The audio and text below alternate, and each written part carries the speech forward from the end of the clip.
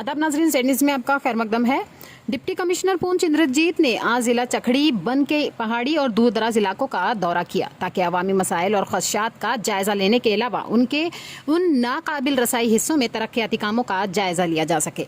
वो जिला के इतने दूर दराज इलाके का दौरा करने वाले पहले डिप्टी कमिश्नर हैं। डिप्टी कमिश्नर के दौरे पर अवाम खुशी से निहाल हो गई और उनका वालहाना इस्तकबाल किया। इस मौके पर अवाम ने उनके सामने अपने मसाइल पेश किए गए तमाम मसाइल और मुतालबात को सब्र से सुना और हकीकी अवामी मसाइल के फौरी अजाले के लिए मुतअद्दिद हिदायत जारी किए।